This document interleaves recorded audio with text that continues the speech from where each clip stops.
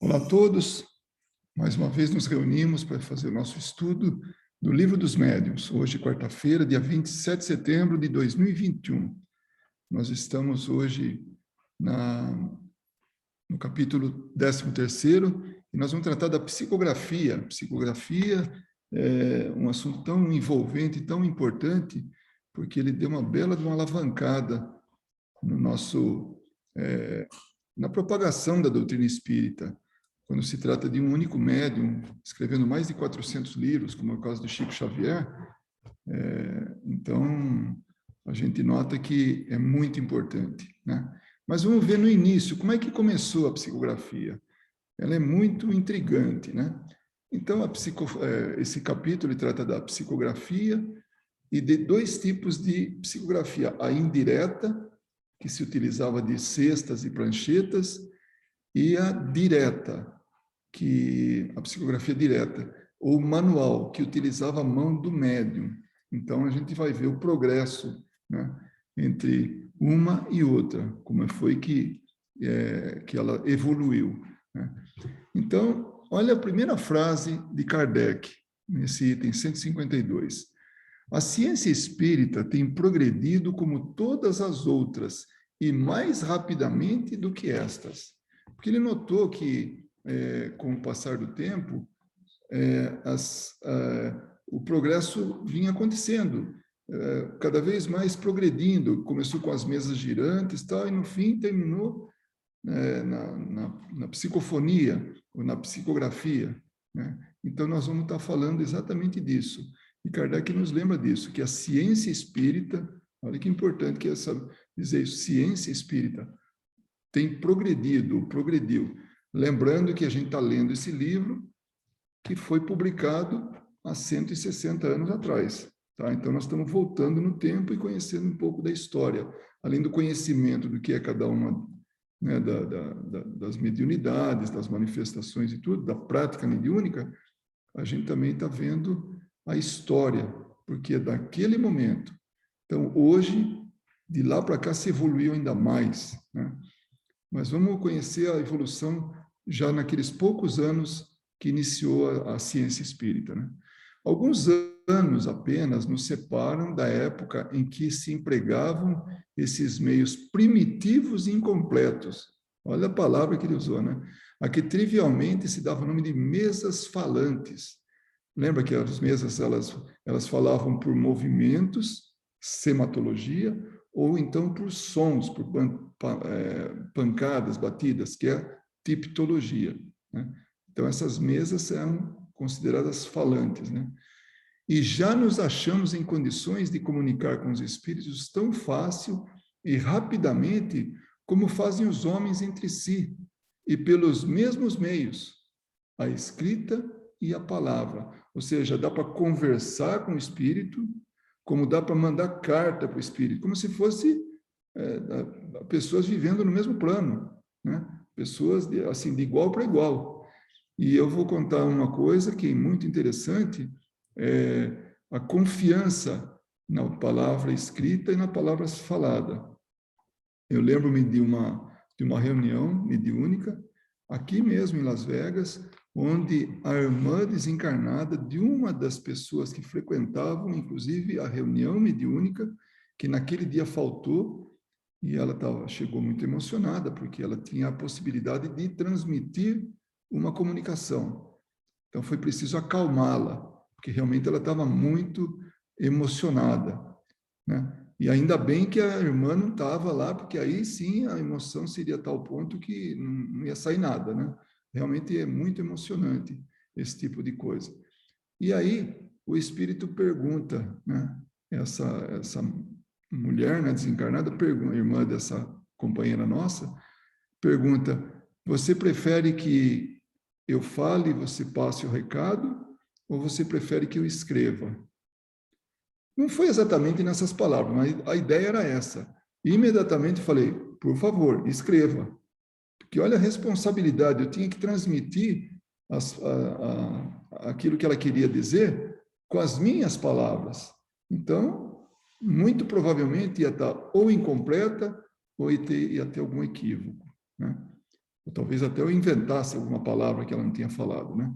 Mas, então, ela, de próprio punho, escreveu uma mensagem linda, emocionante, falando detalhes da vida deles, e assinou com a caligrafia dela, a ponto de a família reconhecer, realmente era ela.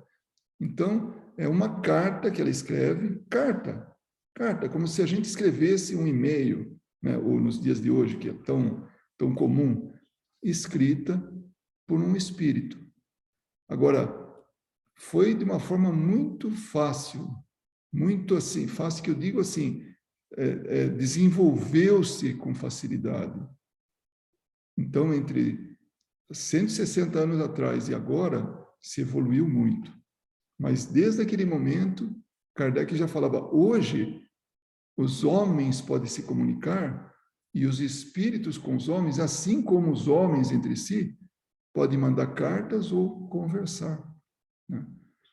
A escrita, sobretudo, tem a vantagem de assinalar de modo mais material a intervenção de uma força oculta e de deixar traços que podem conservar, como fazemos com a nossa correspondência.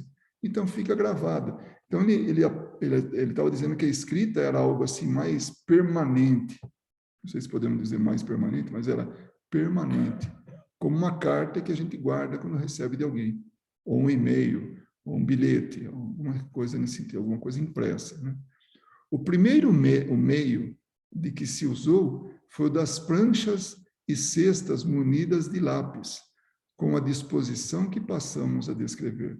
Então, lá no início da comunicação por escrito, as coisas eram assim as mais esdrúxulas, podemos dizer assim. Ele vai descrever aqui agora, né?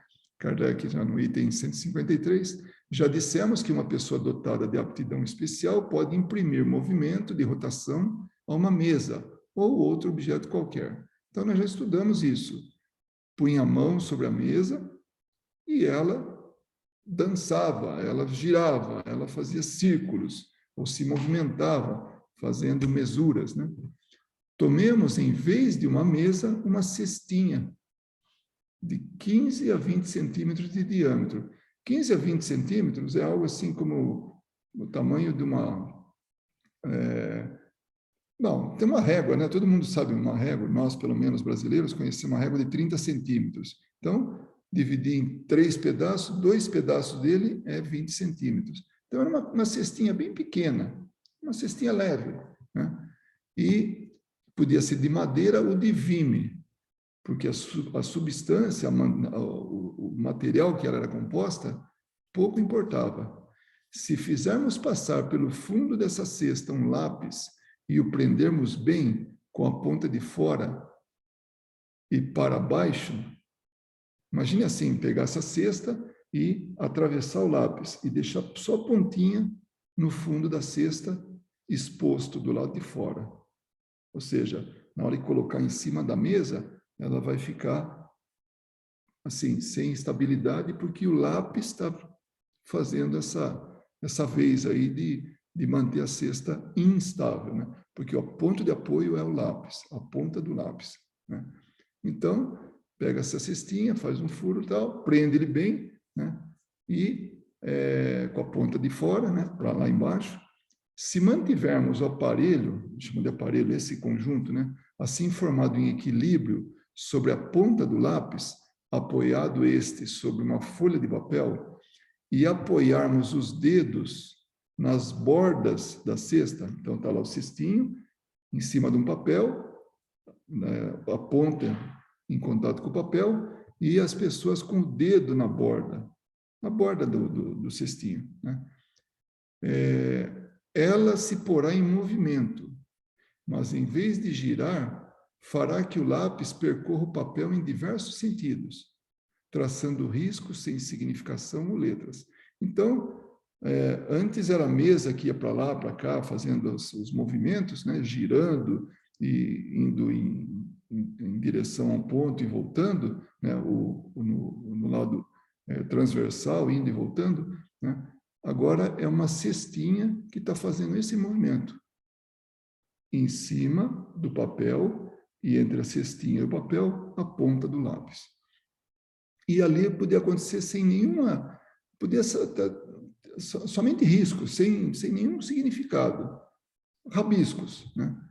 Agora, caso se evoque um espírito que queira se comunicar, ele responderá não mais por meio de pancadas, como na tipologia. Tipologia, a linguagem, a comunicação dos espíritos através do som, pancadas, né?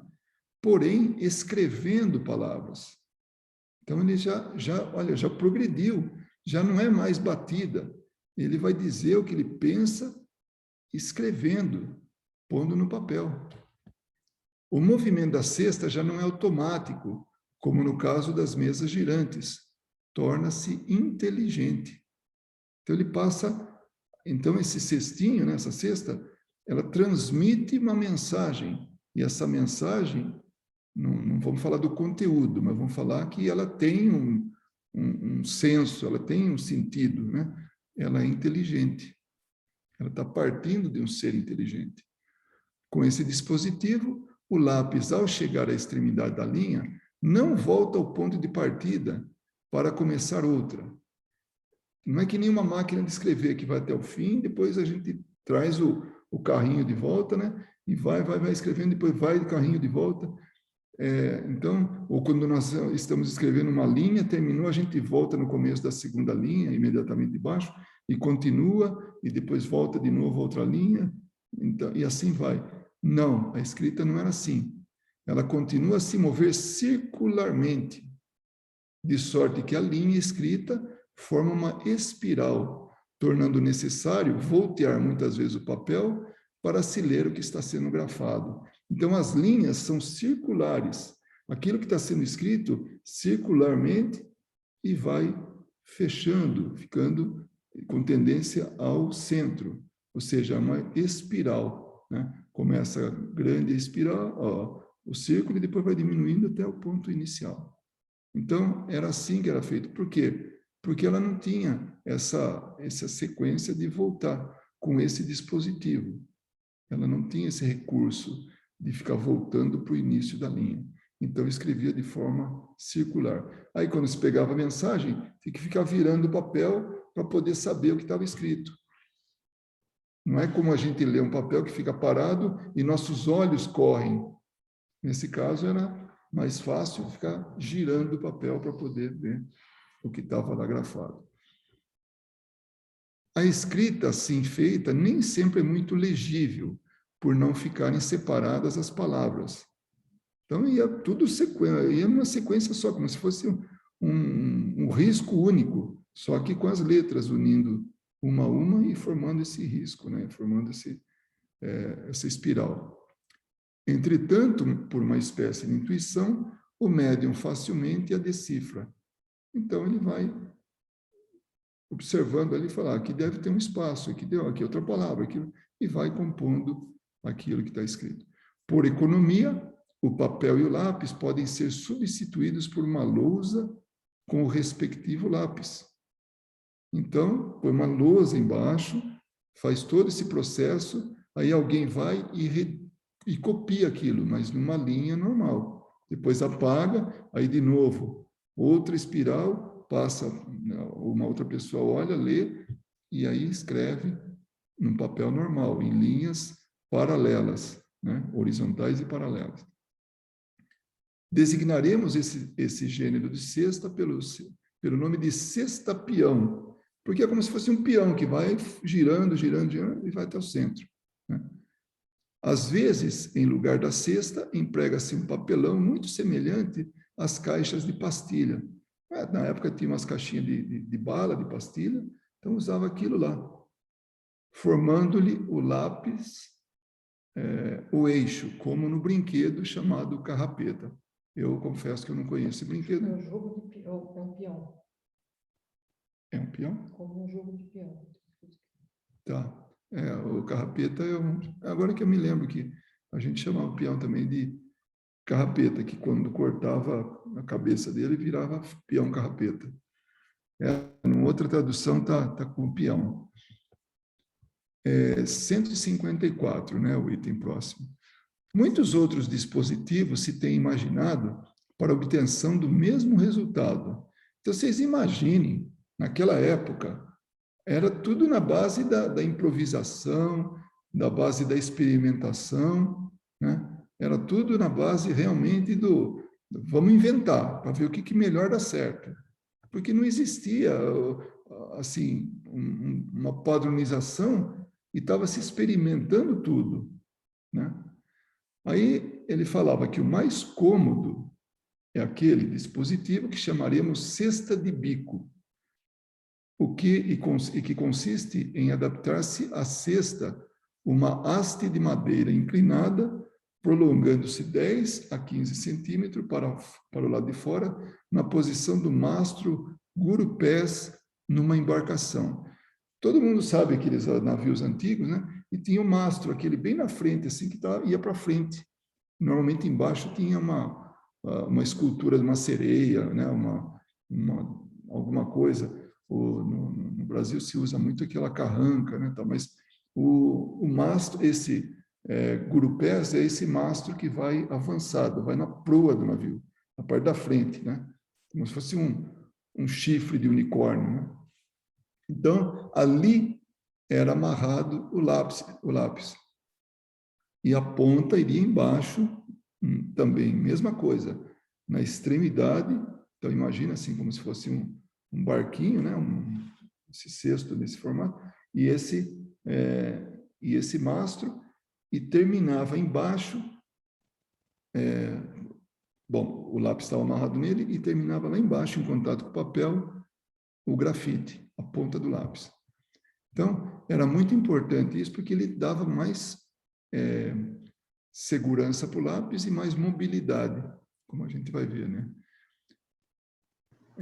Por um buraco aberto na extremidade dessa haste, ou bico, passa-se um lápis bastante comprido para que a ponta assente no papel. É isso que a gente estava falando. Quando o médium põe os dedos na borda da cesta, o aparelho todo se agita e o lápis escreve, como no caso anterior, mas com a diferença de que, em geral, a escrita é mais legível, com as palavras separadas e as linhas sucedendo-se paralelas, como na escrita comum, por poder o médium levar facilmente o lápis de uma linha a outra. Então, é um prolongamento, né? Essa cesta, assim, então, na outra extremidade ali da cestinha, está esse lápis, e na extremidade de cá está o médium. Então, aquilo dava muito mais mobilidade para esse... É como se fosse um prolongamento do dedo dele, né? E não no centro da cesta. E com isso, ele conseguia voltar no início da nova frase na outra linha, na linha logo abaixo. Então, a escrita se dava como é normal para a gente, inclusive com as palavras separadas. Olha a evolução. Agora, vocês imaginem quanto tempo levou, ou quantas tentativas aconteceram para que chegasse nisso. E nós estamos falando ainda do meio arcaico, um meio primitivo. Esse ainda que tenha o pequeno mastro ali segurando o lápis, né?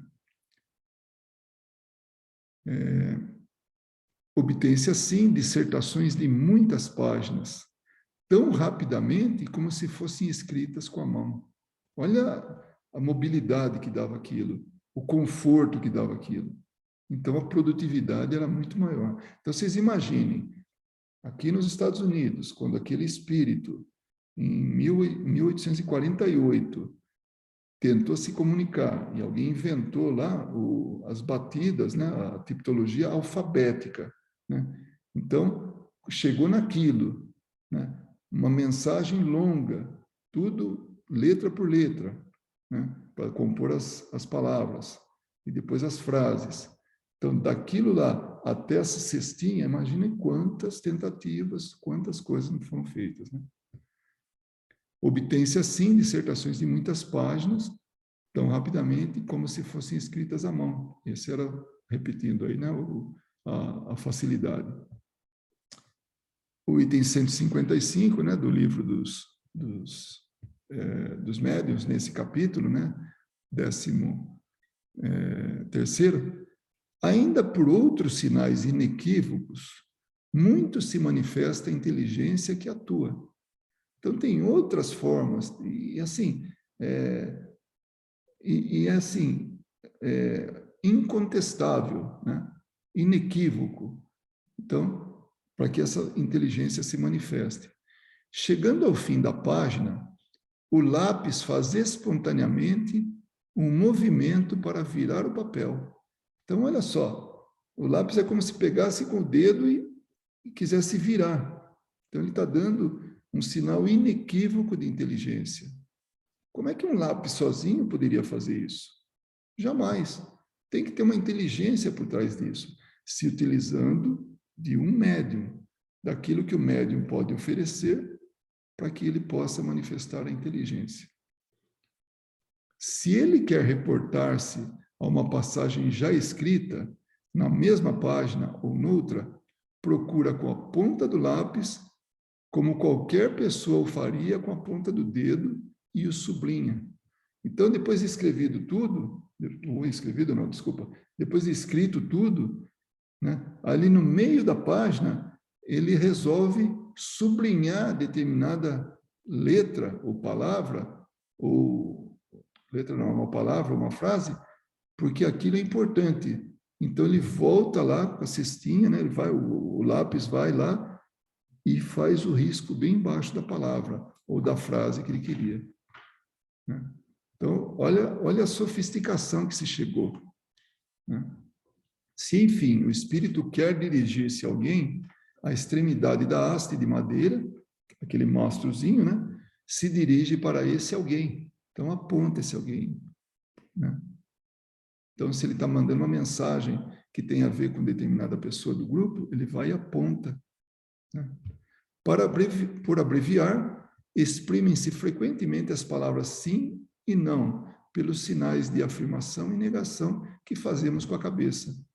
Então, imagina a cestinha fazendo que não ou fazendo que sim, como se ele estivesse fazendo com a cabeça.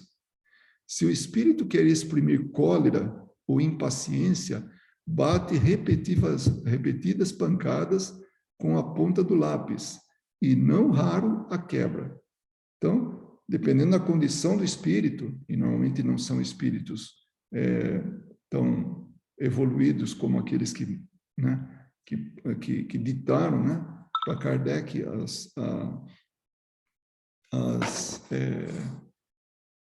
as mensagens, então ele ficava batendo de forma forte, né? E até quebrava a ponta do lápis, né? Aí, no item 156, ainda da psicografia indireta, né? Em vez da cesta, algumas pessoas se servem de uma espécie de mesa pequenina, feita de propósito, tendo de 12 a 15 centímetros de comprimento por 5 a 6 de altura, e de 3 pés, a um dos quais se adapta um lápis. Então, faziam pequenas mesinhas de 3 pezinhos, 3 perninhas, né? 3 pés. Então, imaginam, e aí numa delas colocava o lápis. Então, isso dava mobilidade também para essa mesinha, né? Para poder escrever. Os dois outros são arredondados, né? Os dois outros pés, então um com lápis e outro arredondado, ou munidos de uma bola de marfim para deslizar mais facilmente sobre o papel. Então, procurando auxiliar, melhorar a comunicação, a escrita, então se utilizava desse tipo de coisa para poder fazer o movimento, né? Para deslizar sobre o papel.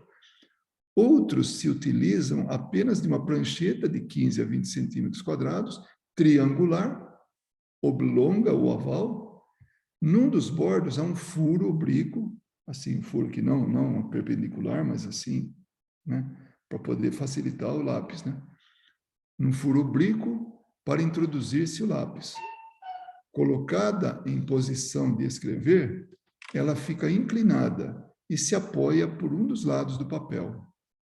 Algumas trazem desse lado rodízios para facilitarem o seu movimento. Então, tem até umas rodinhas, né? Para poder fazer esse movimento, né? Em suma, é notável que todos esses dispositivos não têm nada de absoluto. O melhor é o que for mais cômodo. Então, quando ele queria dizer não tem nada de absoluto, assim, não tinha nada definitivo, não tinha nada que pudesse ser, assim, aquele sim é que funciona. Não, tinha vários dispositivos, tinham muitos dispositivos. Com qualquer desses aparelhos, quase sempre é preciso que os operadores sejam dois, mas não é necessário que ambos sejam dotados de aptidões mediúnicas. Um serve unicamente para manter o equilíbrio e poupar ao médium o excesso de fadiga. Bom, eu vou fazer um paralelo com isso aí, que vocês se lembram bem, porque eu acredito que todo mundo viu um médium psicógrafo escrever. Então, fica uma pessoa do lado mudando o papel, tirando aquele papel que ele preencheu, escrito, e aí o de baixo ele continua escrevendo. Então, isso é para poupar tempo, para poupar excesso de fadiga, né? Assim como, nesse caso, se utilizava alguém, ficava ali ajudando, era para manter o equilíbrio, né? Para manter o lápis ali funcionando, que pudesse facilitar, e não o médium. Então, essa pessoa ajudava o médium, sem ser médium, né? Então, ele ajudava para que o médium pudesse manifestar aquilo que o espírito queria transmitir. 157.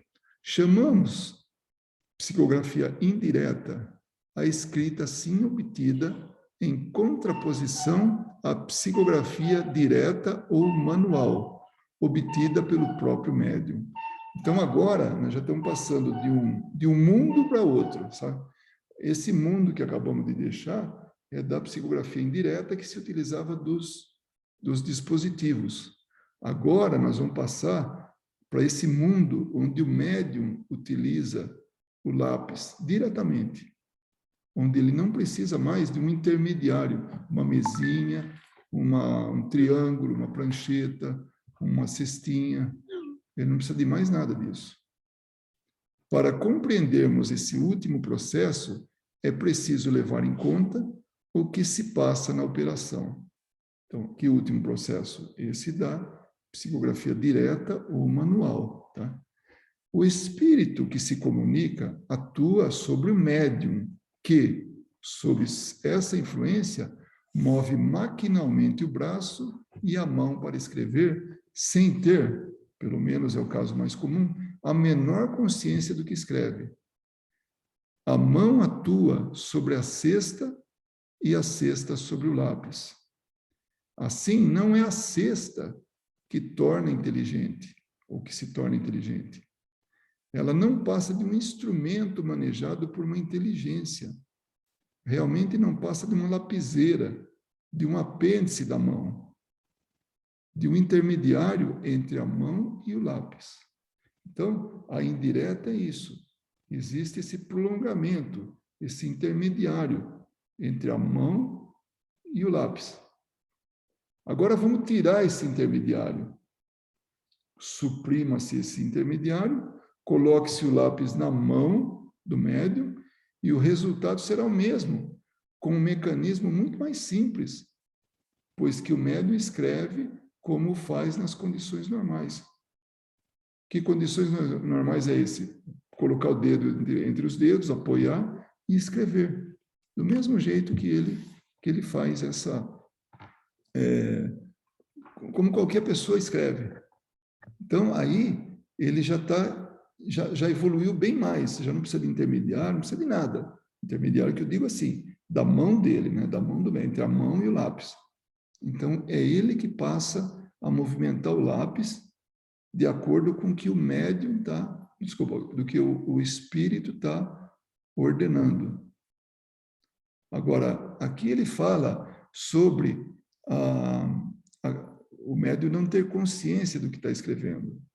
Então, isso era, naquele momento, o mais comum era o médium escrever mecanicamente. Ele transmitir o que o espírito quer a ideia que ele quer, sem passar pelo médium. É como se o espírito, não é como, na verdade é isso, é o espírito se utilizando da mão do médium e vai e escreve. Tanto que é possível que a pessoa converse com outra e o espírito está escrevendo sobre um assunto que não tem nada a ver, ou num outro idioma que o médium nem sabe, nem conhece esse idioma. Então ele vai, ou escreve de trás para frente. Quantas vezes não se fez esse tipo de coisa para mostrar para as pessoas, né? O espírito escrever de maneira inversa, aí coloca assim, refletindo num espelho, e aí consegue se ler a mensagem que está escrito lá. Porque não tem nada a ver com o médium, né?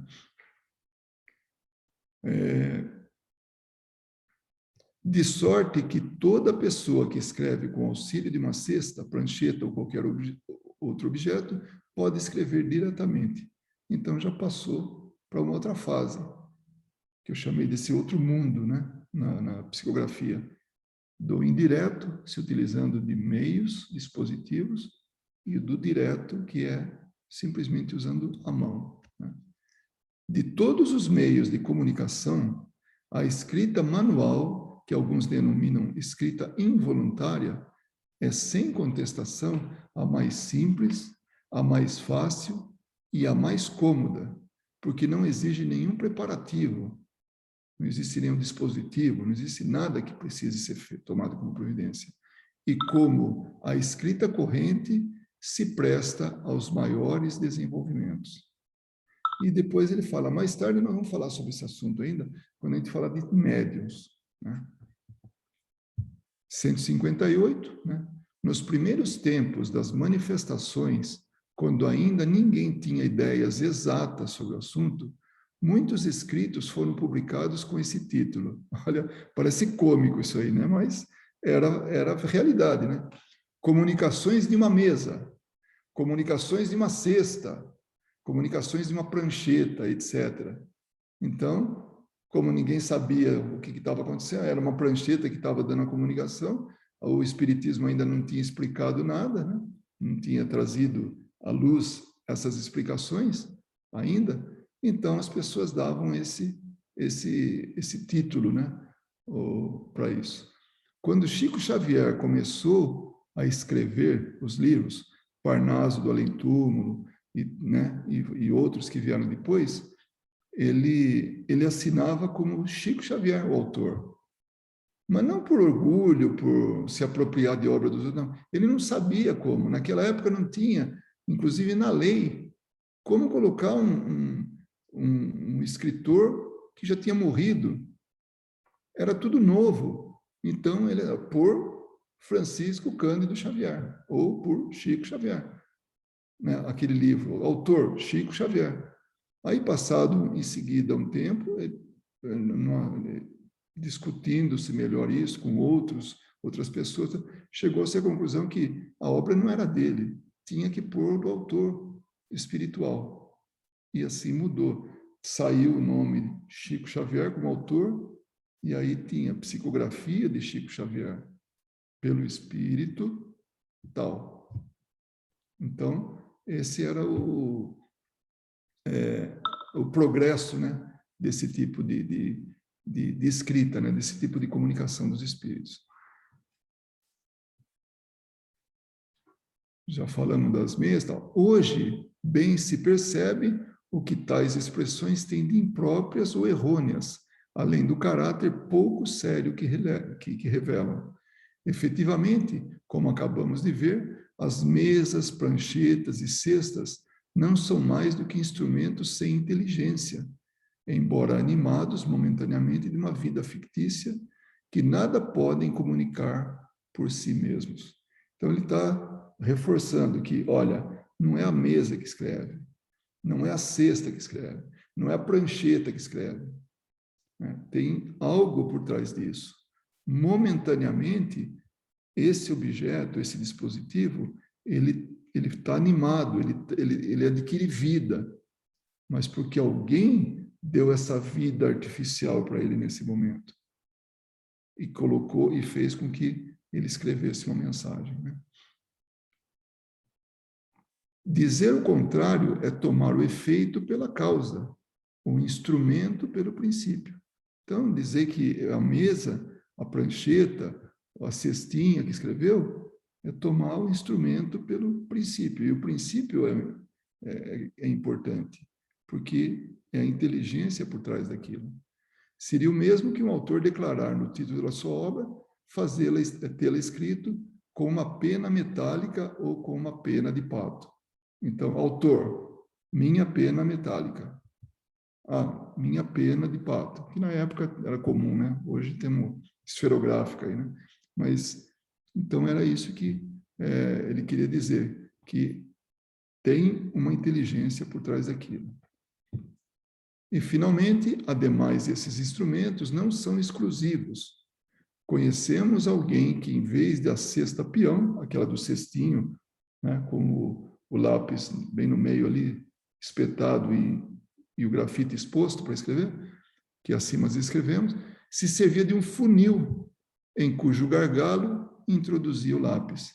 Então, era simplesmente isso, era o funil, ele colocava lá, fixava lá e deixava lá embaixo, fixava o lápis, né?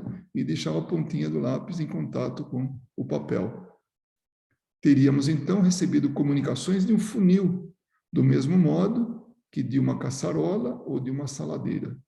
Se elas são obtidas por meio de pancadas com uma cadeira ou uma bengala, já não há uma mesa falante, mas uma cadeira ou bengala falante. O que importa, se conheça, não é a natureza do instrumento, e sim o modo de obtenção. Que modo é esse? Uma inteligência por trás disso. Se a comunicação vem por meio da escrita, qualquer que seja o aparelho que sustente o lápis, o que há para nós é psicografia. Tipologia-se por meio de pancadas. Tomando o espiritismo as proporções de uma ciência, torna-se indispensável para ele uma linguagem científica. Então, era isso que a gente tinha quando se trata das manifestações espíritas, né? Que é o segundo capítulo a segunda parte, na verdade, né? Do livro dos médiuns, e nesse capítulo 13º, trata da comunicação dos espíritos através da escrita, seja ela indireta, se utilizando dispositivos, seja ela direta, ou manual, que é através da mão dos médiuns, né?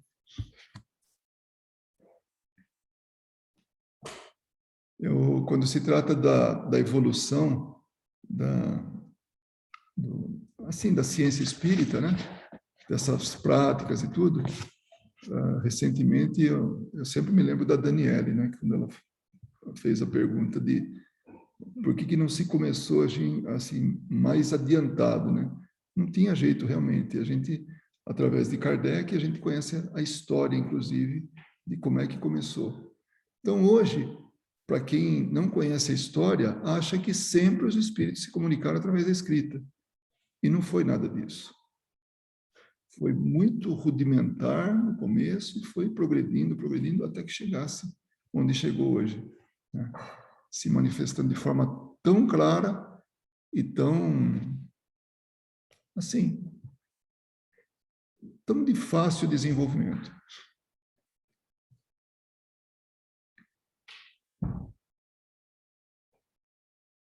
É bonito esse estudo, né?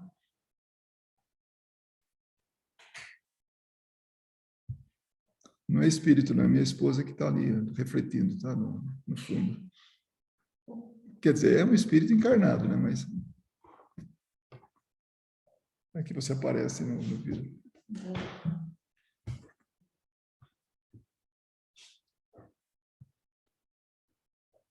E aí, tudo bem, pessoal? Tá todo mundo aí ainda? Todo mundo vivo? Encarnado. Acho que está todo mundo querendo escrever, né, Enedino? Agora, vocês imaginem, através desse desenvolvimento, eu não vou falar do tempo, né, dos primórdios lá da doutrina espírita, quando se começou assim, entender melhor, explicar melhor. Isso tudo para o Kardec, né? E mais pessoas que contribuíram, né? Com o conhecimento e mais as revelações dos espíritos. Tudo. Mas as cartas consoladoras, por exemplo. Eu citei o caso dessa carta dessa irmã da amiga, né? Nossa, companheira aqui de trabalho. Foi uma carta que trouxe muito, muito conforto para a mãe dela, né? A mãe das duas, né? Tanto da encarnada como da desencarnada, como trouxe um consolo muito grande, porque ela não conseguia entender, não conseguia aceitar, ela nunca aceitou o desencarne da filha, né? E aquilo veio assim como um refrigério, né? Veio para, sabe, para tranquilizar ela. Mãe, eu estou viva. E olha como participo da vida de vocês. Eu estou vendo os filhos crescerem, eu estou vendo que as coisas acontecendo. Aquele quadro que fica, aquele retrato que fica junto com da família, citando detalhes assim que é impossível que venha de qualquer fonte, né? A médium que escreveu isso, né, que transmitiu a mensagem, ela viu uma vez ou outra a irmã dessa amiga nossa. Ela não, porque já fazia alguns anos que ela tinha desencarnado e elas não tinham um contato muito grande, né? Então ela não tinha detalhes para poder escrever ali na carta e depois assinar direitinho quando que ela não sabia a assinatura da irmã. Então imaginem essas cartas consoladoras para as mães, né, que Chico Xavier fez aquelas, né, escrevia aquelas cartas, quer dizer, os espíritos escreviam e traziam consolo. Eu lembro de uma que o espírito fala: pai, para de ir lá no cemitério dormir em cima do meu túmulo, né? Enquanto você está lá, eu estou junto com a mamãe que está orando. Como é que Chico Xavier ia saber disso aí, né? Que o pai tinha essa atitude de saudade do filho, né? E agora vem aquilo lá, o filho fala: pai, para com isso. Fica com a mamãe, faz prece, é disso que eu preciso, eu estou com vocês. Então, a escrita realmente é muito importante. Fora os livros, né? Quantos livros a gente não está lendo aí até hoje? Tudo psicografado. Se ninguém falar nada, eu vou ficar falando até dar horário aí e vou parar, tá bom? Pelo filme do Chico, a gente consegue sentir, né? Essa história, essa vibração toda. E o consolo, não é, Luiz? Eu vou falar uma coisa para você, eu sou doida para receber uma cartinha. Mas, como o Chico mesmo fala, o telefone só toca de lá para cá, né? E isso afirma mais a nossa certeza, né, da existência do mais além, né, da continuidade dos laços de amor que a gente cria com os nossos entes queridos, né, com as pessoas que convivem conosco. E o quanto é bonito, né? Porque eles mesmo lá, eles na medida das possibilidades, eles estão sempre, né, tentando auxiliar de alguma forma. E como é importante, né, a gente ter acesso a essas informações, né, o quanto faz com que as coisas sejam mais fáceis, né, as psicografias, e pelos livros, né? Quantas vezes lendo Paulo, e agora eu estou lendo Ave Cristo, a gente tenta imaginar aquela paisagem toda, né? A fisionomia das pessoas, né? O quanto de emoção, né? Pelas palavras, né? Os espíritos conseguem passar para a gente aqui. É incrível. É muito bonito. Realmente. Sabe, Dani, tanto a escrita como a fala, né, são dois recursos muito utilizados, né? E temos aqui a Enedina, tem a Verinha aqui, que são testemunhas, né? que recentemente eu tive assim a comunicação de um familiar muito próximo, né? E dizendo que ali, junto com ele, tinha outros familiares juntos, né? E deu a comunicação, né? Alguns conselhos e tal, né? Esse era o objetivo. Então, o telefone tocou de lá para cá, né? Mas falando diretamente. E eu não tenho dúvidas, porque algumas coisas, a maneira de falar e tudo, e também alguns detalhes, né? Que eu tinha claro na minha mente que era aquilo. E eram coisas pequenas, insignificantes, mas estavam ali presentes, né? Nessa comunicação. Então, com isso, fica muito, muito tranquilo, muito fácil a gente acreditar e procurar se esforçar para não sofrer o distanciamento, porque esta vida é temporária. É uma coisa assim, é fato. Não tem como a gente, assim, sabe, nós, Não tem dúvida, né, Luiz? sem dúvida, é uma coisa assim tão, sabe, é tão... E olha, essa pessoa querida, né, que era meu pai, que se comunicou, foi tão interessante. Há anos atrás, quando ele desencarnou, eu tinha 15 anos, né? Nossa. Eu tinha uma sensação, para mim, não é uma sensação, era tão claro, tão nítido, que ele não tinha morrido. Eu não era espírita, não era nada, mas eu tinha uma sensação que eu ia, em algum momento, ia rever ele novamente, né? E pronto, não foi a primeira vez que eu revi, entre aspas, né? Uhum. Eu, né, que eu tive a presença dele, assim, confirmada, a existência dele. Ele não morreu. Só isso. E Só também, Luiz, mudou de endereço, né? não é? E também eu vejo assim como um, um meio de impulsionar a gente a seguir, né? Buscando a melhora, porque a gente começa a vislumbrar e a gente quer fazer parte, né? De um mundo, de um local melhor. E essa certeza faz com que a gente busque mais, pelo menos no meu caso, é esse sentimento que me traz, é de buscar mais, de tentar mais. Eu sei que eu não vou conseguir, né, a gente não vai conseguir tudo de uma vez, né? A gente precisa de muito tempo. E graças à misericórdia divina a gente tem isso, né? Um tempo de tentar, de refazer, de trabalhar, né? Mas essa certeza de que existe mais e de que a gente não está sozinho hora nenhuma, né? Que tem sempre alguém junto de nós, e que esses laços não terminam, me impulsionam, né? A querer fazer melhor, tentar melhor, para ficar pertinho das pessoas que eu amo, né? E também, de uma certa forma, em algum momento ajudar em alguma coisa, né? Porque se a gente, para ajudar, a gente tem que se melhorar, né? Como é que doente cuida de doente, né, Luiz?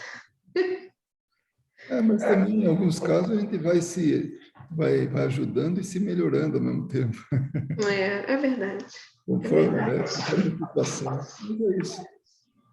Muito bom. Realmente, esse isso que a gente acabou de ver mostra quantos recursos, né? Então vimos mais um recurso e vimos assim a maneira com que evoluiu esse recurso.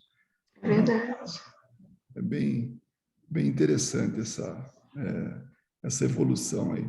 O livro dos médiuns, ele não só ele ensinava a história, né? Naquele curto espaço de tempo, aqueles poucos anos, né? A história do desenvolvimento, o progresso, né? Da ciência espírita, não só ensinava isso, mas também ensinava como fazer. E a cada vez mais a gente está, por enquanto a gente está, de novo, se baseando, se municiando das informações que vamos cada vez mais utilizar para depois nos fenômenos, nas reuniões espíritas. as informações vão chegando, né, com mais facilidade, né, Luiz?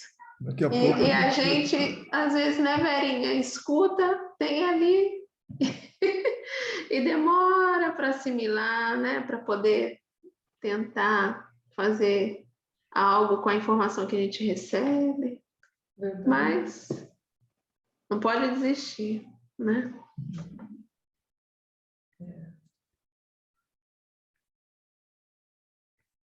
Cris, você achava que era tudo isso? Era dessa maneira?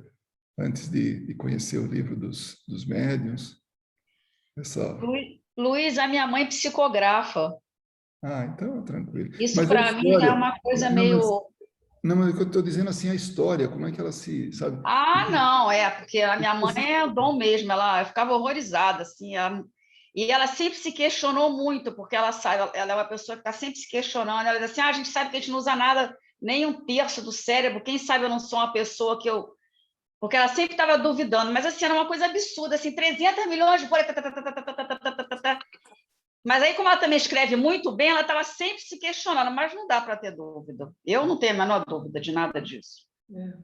Mas essa é uma característica do médium, que ele é preocupado com a autenticidade. Ele está sempre procurando, sabe, se questionar justamente para, é meu ou não é? Porque dá margem mesmo a isso. Eu vou falar a minha experiência, que não tem nada a ver com escrita, né? E nem psicofonia, nada. Mas é a intuição. Eu achava que a intuição era algo assim direto. Tipo, fale isso, fala aquilo, veja isso, veja aquilo, sabe? Alguma coisa assim que descrevia mais assim como uma palavra falada, né? E não vinha assim de forma intuitiva.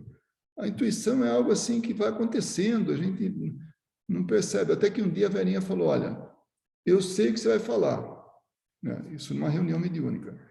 Pouquinho antes de você estar falando, eu sabia que você ia falar essa frase.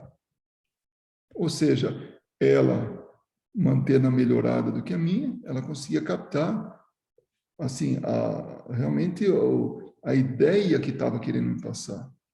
E eu vinha lá, e agia daquele jeito, falava daquele jeito, achando que vinha da minha cabeça. Mas, claro, mas sempre Tinha um assim, motivo. não vem da minha cabeça porque parece que estou inventando, porque eu não consigo, não é o que eu estava pensando, eu não tenho esse conhecimento, e veio. Então, aí, eu falo, não, então não é meu, vem de fora, né? Então, o médium, normalmente, que tem essa preocupação com a fidelidade, né? Aquilo que o espírito quer se comunicar, quer comunicar, então, isso é positivo. Posso perguntar? Desculpa o atraso, Luiz. Não, nada. Tranquilo. Eu queria fazer uma pergunta, que uma vez perguntaram para mim e eu não soube responder. Qual que é a diferença? Você está falando de intuição, né? E qual que é a diferença, por exemplo, quando você ouve nitidamente diálogos? Qual que é a diferença? Aí já não é intuição, né? Quando a Verinha está falando que não é intuição, realmente. Esse tipo de manifestação, o que o médium percebe, chama-se clareaudiência, né? Então, ele está ouvindo realmente, ainda que se passe na cabeça dele, né? Porque se passar fora da cabeça dele, todos nós escutarmos, então aí já é outra coisa, já é uma manifestação de voz, né? Que isso a gente já estudou. Mas se estava na cabeça dele e vem esse diálogo, ele mesmo conversa, e ele pode até conversar com o espírito, né? Então ele está ouvindo, né? Mas na cabeça dele, né? Então, já a intuição é assim, você não sabe como que vem aquela força que faz você mudar um caminho, ou mudar uma conversa, ou falar tal coisa. Mas acho que é seu, né? Normalmente confunde, acho que é dele, né? Então, quando a gente tem então é essa diferença, né? A intuição, ela não é clara, ela não é falada, ela não é, sabe, objetiva. Ela vem no sentimento. Não é uma voz, né? Ela não tem, ela não sei, ela não... Não é uma voz. E eu vou te falar, Ana Paula, exatamente usando esse mesmo exemplo que eu acabei de dar, assim, na minha atividade mediúnica, né? As pessoas que começavam a trabalhar comigo falaram, nossa, mas como é que você fala sobre isso? Por que você sabia? Como é que você escuta?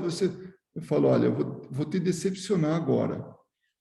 O meu sentimento é que eu estou inventando, mas ao longo de inventar essas coisas, está dando certo, né? Porque não é uma coisa... É como se de repente eu falo, por exemplo... É a intuição, né? Que é a intuição. Por exemplo, num diálogo eu falo assim, mas e a sua família, né? Ele falou, como é que você... Aí o Espírito vem e fala assim, mas como é que você sabe da minha família? Né? Num diálogo com ele, assim. Uhum. Eu não posso falar para ele, eu não sei. Eu imaginei, isso. Aí dá... Aquilo é o começo de um outro lado da conversa, um outro direcionamento. Então, mas parece que é uma invenção, porque eu não sabia nem... É como se fosse uma ideia que você tem, mas você não sabe invariavelmente de onde ela começou, como que Exato. ela surgiu. E para mim ficou muito mais claro depois que a minha esposa falou para mim, assim, falou, olha, você acha que a coisa assim é tipo invenção, alguma coisa e dá certo, mas eu escuto a frase antes de você. Então, ela escuta a frase. Ela está dentro dessa clareaudiência aí, né? Então, naquele momento, ela escuta. O Espírito está falando, esse rapaz ou esse Espírito tem uma família. Ela escuta claramente. Estou só, sabe, ilustrando aí, né? Mas eu não, eu tenho a intuição, me vem à mente que ele tem uma família. E dá certo. Mas claro que deu certo, porque não é meu. Está dentro do contexto que veio por intuição aquilo que eu deveria falar. Já ela escuta que alguém falou, fale da família, pergunte da família dele. Aí é uma voz mesmo. Aí é uma voz que escutou dentro da cabeça dela, e ela falava assim, eu me lembro muito bem quando ela falou a primeira vez, isso anos atrás, né? Ela falou, olha, eu escutei o Espírito falar tal frase que você falou. Então veio a frase muito parecida com o que o Espírito estava falando. E para mim, brotou da minha cabeça, ou brotava da minha cabeça. Não, é intuição. Então, hoje eu afirmo com todas as letras, quando tem um diálogo, quando vem alguma coisa, e as pessoas que trabalham comigo já sabem disso. Sabem que não é escutar uma voz, fale isso, fale aquilo. É intuição. Que, pelo jeito, é minha única mediunidade, né? Essa aí, me passe. Não, é porque é difícil, às vezes, para mim, né? Para eu compreender como se dá o processo, né? Porque já me perguntaram isso, né? Porque quando eu estou dando aula, alguma coisa assim, são coisas que naturalmente vêm. Eu não tenho muito controle, né? Exatamente. Então, você é intuitiva. É naturalmente. Vem, você está falando, e realmente vem exemplos, a gente lembra de coisas. Eu lembro de uma história, então eu venho, né, assim, é cavocado da mente, da memória da gente. Eu lembro de um espírito que ele contava histórias, né? Mas ele contava histórias para, assim, meio que para assustar, né? E aí ele conhecia a história do Mágico de Oz, né? E eu fazia anos que eu nem me reportava isso, nem lembrava tal. E aí eu me lembrei da personagem. Naquele momento, eu falei o nome da personagem, né, que era Dorothy, né, a menina. Quando eu falei o nome da personagem, ele ficou assim, aquilo desconcertou ele de tal maneira. Eu falei, mas você conhece a história também? Né? Sabe, ele encontrou alguém que conhecia a história que ele conhecia, que ele achava que só ele conhecia, não sei, alguma coisa assim. Eu não me lembro mais tantos detalhes.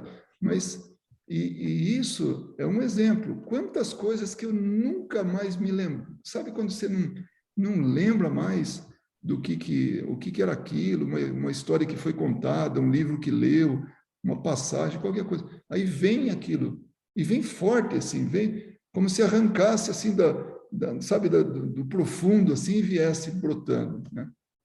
Eu costumo falar que vem em bloco. Vem em bloco. Vem bloco. Vem em bloco, né? Porque parece que vem... É muito interessante. Luiz, tem que, né? Não podia ter mais tempo. A gente começou tarde e estamos terminando tarde. Eu percebi isso aí. Não é? Então, estou respeitando a nossa 1 hora de estudo, né? Então, viu, Ana Paula? Eu também cheguei tarde. Eu cheguei 2 minutos atrasado, né? Então, Nossa, 2 minutos, Luiz. abri a sala com 2 minutos.